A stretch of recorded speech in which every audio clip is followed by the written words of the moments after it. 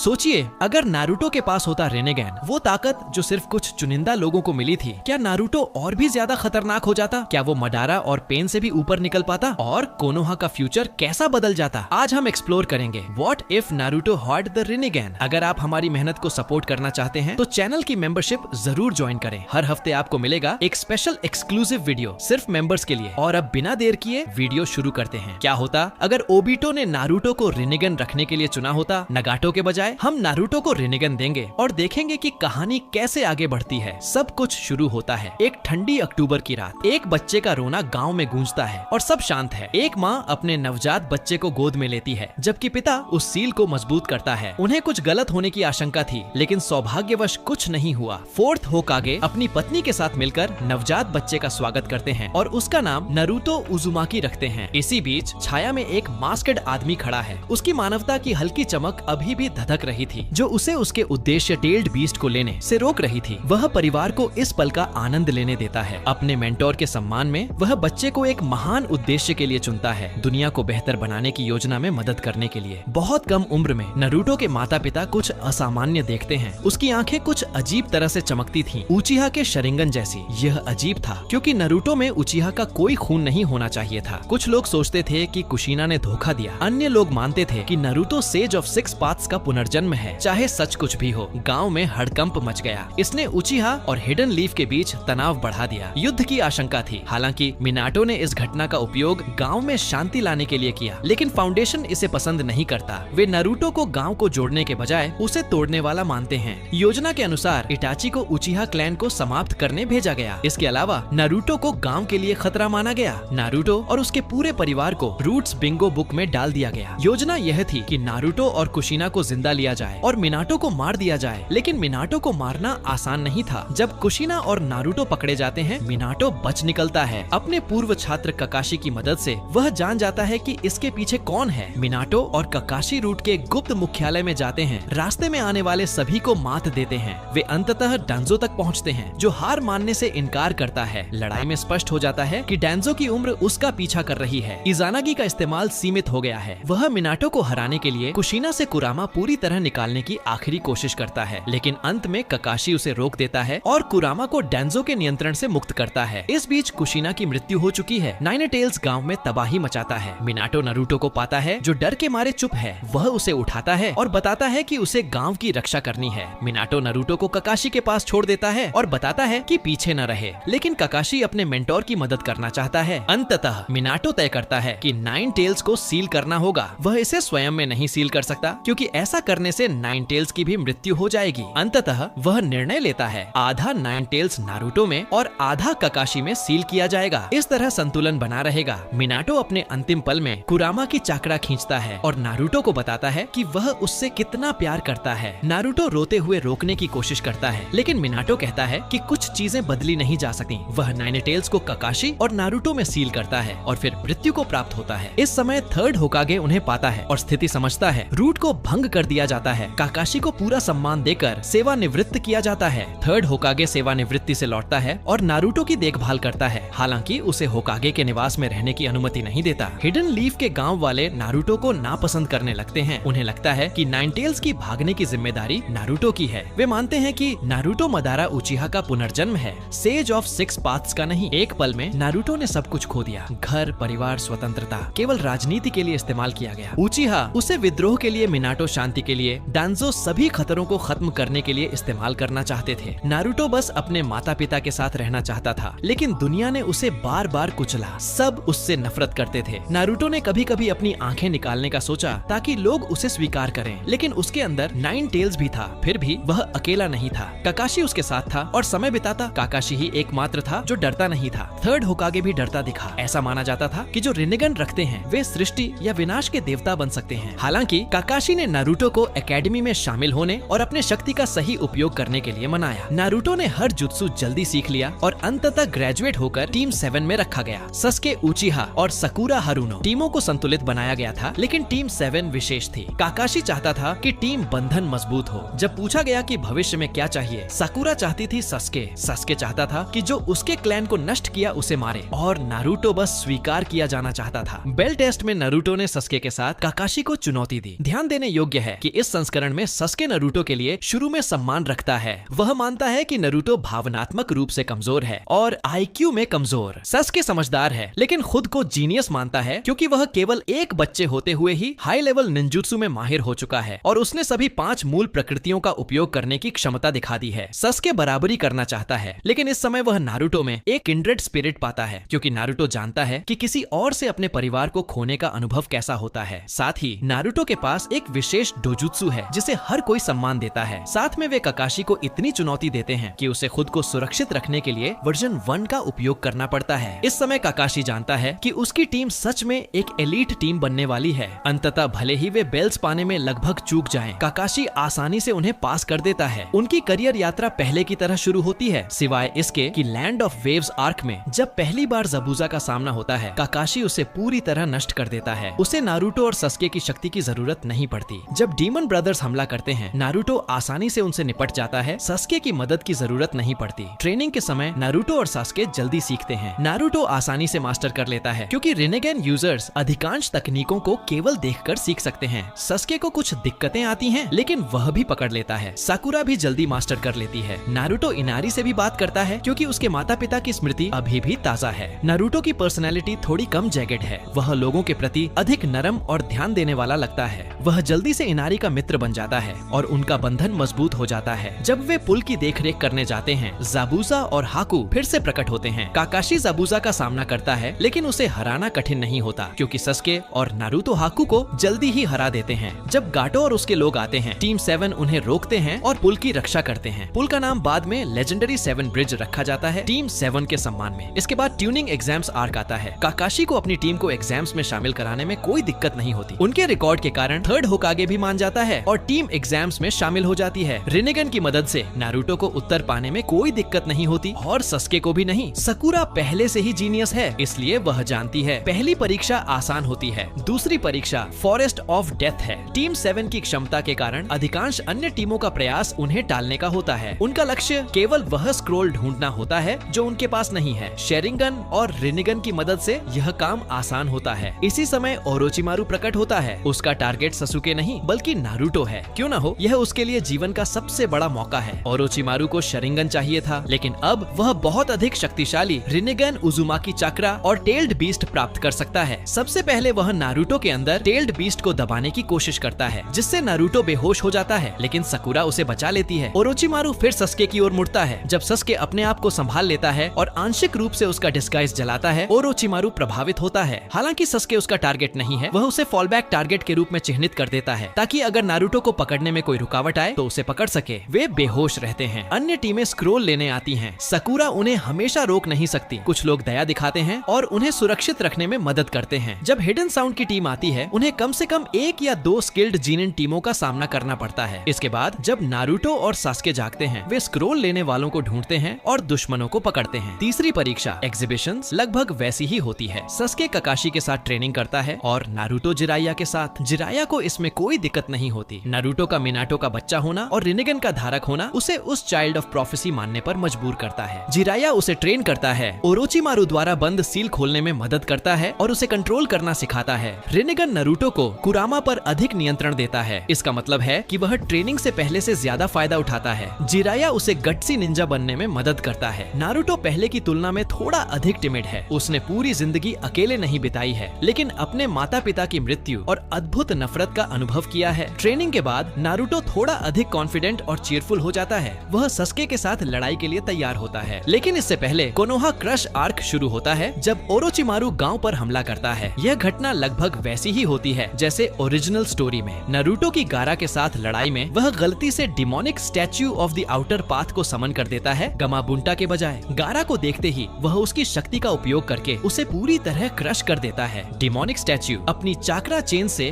गारा से one tell निकाल देता है जिससे गारा की मृत्यु हो जाती है। नारुतो नियंत्रण वापस पाता है और सोचता है कि क्या हुआ। ओरोचिमारू ने थर्ड होकागे को मारने की कोशिश की लेकिन केवल उसके हाथों की फंक्शन खो जाने के बाद, जिससे वह भाग जाता है। बाकी कहानी ऑफिशियल स्टोरी के अनुसार ही जारी रहती है। अकत्सुकी सक्रिय होने लगती है। ओबिटो सस्के से मिलता है और रिवेंज के बदले सेवा का प्रस्ताव देता है। ओबिटो देखता है कि नारुतो अब 9 टेल्स, 1 टेल और demonic statue of the outer path का धारक है। उसे आसानी से डील नहीं किया जा सकता बिना रिनेगन यूजर के। आगे योजना काम नहीं करेगी। इसलिए ओबिटो मदारा के शब्द याद करता है और सस्के में वही प्रक्रिया अपनाने का प्लान करता है, होशिरामा की सेल्स इम्प्लांट करना और रिनेगन के उभरने का इंतजार करना। सस्के इससे सहमत हो जाता है, बशर्ते उसे काली ताची मिले। सस्के गांव छोड़ देता है, लेकिन इस बार साउंड 4 नहीं बल्कि अकात्सुकी के सदस्य जैसे डेदरा और हिडन उसे पकड़ने आते हैं। अगले कुछ वर्षों तक नारुतो और सस्के खुद को ट्रेन करते हैं। तब सस्के की आंखों में रिनेगन उभरती है जो मदारा से तेज होती है। यह ओबिटो के लिए एक ब्लेसिंग होती है। इस समय जिराया अमिगाकुरे भेजा जाता है यह जांचने के लिए कि अकात्सुकी का समूह कहाँ है। उसे पता चलता है कि अकात्सुकी अब नहीं है। हांजो द सलामांडर ने सभी को मार डाला, नगाटो को यही को मारने के लिए मजबूर किया और फिर हांजो ने खुद कोनन और नगाटो को मारा। जिराया गुस्से में भर जाता है, वह त्सुनाडे को रिपोर्ट करता है, लेकिन सस्के को कौन ले गया यह रहस्य बना रहता है। सस्के का सामना इटाची से होता है। इटाची आश्चर्यचकित है कि सस्के के पास रिनेगन है। सस्के कहता है कि उसे अपने भाई जैसी आंखें चाहिए नहीं थी, उसने बस बेहतर आंखें चाहिए थी। जब इटाची मटारासु का उपयोग करता है सस्के टेलीपोर्ट कर जाता है। जब इटाची सुसानु का उपयोग करता है सस्के डिमोनिक स्टैच्यू का उपयोग करता है। सस्के हर तरह से इटाची को पछाड़ देता है और अंततः अपनी छोटी भाई के रूप में इटाची की जिंदगी समाप्त कर देता है। इसी समय लीफ में काकाशी एक मास्क्ड आदमी के सामने खड़ा होता है। छोटी स्कफल के बाद काकाशी हार जाता है। मास्क्ड आदमी अपना मास्क हटाकर खुद को ओबिटो बताता है। ओबिटो काकाशी से टेल्ड बीस्ट निकालता है और बर्थडे प्रेजेंट रिक्लेम करता है। मंगेक्यो शरिंगन वापस करता है। मास्क पहनकर वह चला जाता है। अकात्सुकी सस्के की गाइडेंस में टेल्ड बीस्ट्स को हंट करना जारी रखते हैं। इसके बाद दूसरी 5 कागे समिट बुलाई जाती है। 5 कागे समिट लैंड ऑफ आयरन में आयोजित होने वाली थी। त्सुनाडे और उनकी एड शिजुने को आमंत्रित किया गया। यहाँ यह तय किया गया कि अकात्सुकी एक वास्तविक खतरा है और उन्हें रोकने के लिए एक कोalition बनाई जाएगी। सस्के ने किलर बी से 8 टेल्स को वापस हासिल कर लिया या कम से कम उसका हिस्सा और डेमोनिक स्टैच्यू को समन किया। कोalition अंतिम लड़ाई के लिए आगे बढ़ती है जहाँ ओबिटो सस्के के साथ होता है। ओबिटो सस्के को धोखा देने और उसकी रिनेगन छीनने की कोशिश करता है और उसे मारना चाहता है, लेकिन सस्के यह सब पहले से जान चुका था और ओबिटो को काउंटर कर उसे नष्ट कर देता है। सस्के 10 टेल्स को अब्सॉर्ब कर 10 टेल्स जिंचुरिकी बन जाता है। नारुतो हालांकि केवल आधे 9 टेल्स का जिंचुरिकी है, डिफेंसलेस नहीं है। उसने जो कुछ भी सीखा है उसके साथ वह अभी भी रिनेगन का उपयोग कर सकता है, इसलिए उसके पास सेज ऑफ 6 पाथ्स जैसा चक्रा है क्योंकि उसके अंदर इंड्रा और असुरा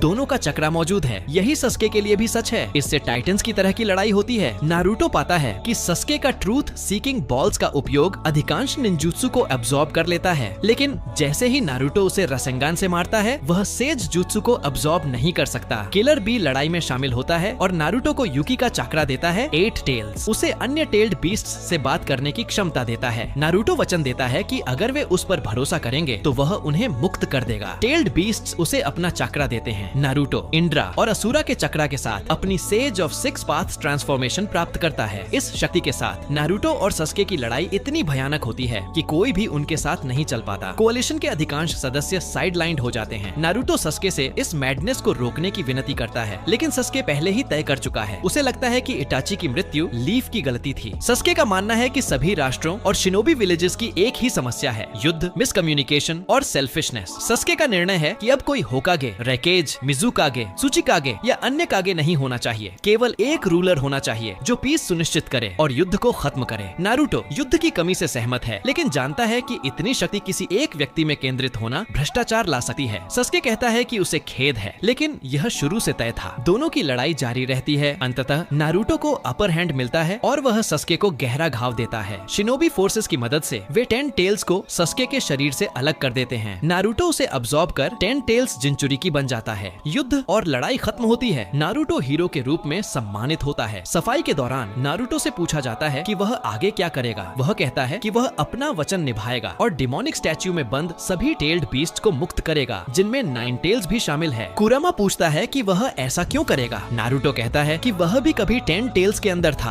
वह दुख व्यक्त करता है कि वह युकी को बिना किलर बी को मारे मुक्त नहीं कर सकता, लेकिन युकी कहता है कि उसे कोई आपत्ति नहीं है। किलर बी आश्चर्य करता है कि नारुतो अपनी टेल्ड बीस्ट खोने के बावजूद कैसे बचा। नारुतो कहता है कि उसने 10 टेल्स का हस्क अपने अंदर रखा है जो उसके शरीर को चाकरा प्रदान कर रहा है। इससे कहानी समाप्त होती है। दोस्तों, अगर आपको ये वीडियो पसंद आया हो तो नीचे हाइप बटन दबाना मत भूलो। अगर सब्सक्राइब एंड कमेंट करो ना, आपका प्यार और सपोर्ट ही हमें और भी रोमांचक कहानियां लाने की ताकत देता है। Everybody knows that I'm breaking down.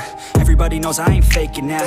Everybody knows my heart's vacant now. Yeah, she hates me now, I made mistakes but now I don't ever wanna be alone. I don't really ever feel at home. On my own, in the zone, that's the only way I know. Feeling low, about to blow back up. Here I won't ever let the doubt creep in. Gotta pop a couple more aspirin. I don't think I'll ever let you in. Easier to break it off best friends. I don't really understand myself. I don't really understand, need help. I don't wanna be left on the shelf. Couldn't even hear me if I yelled.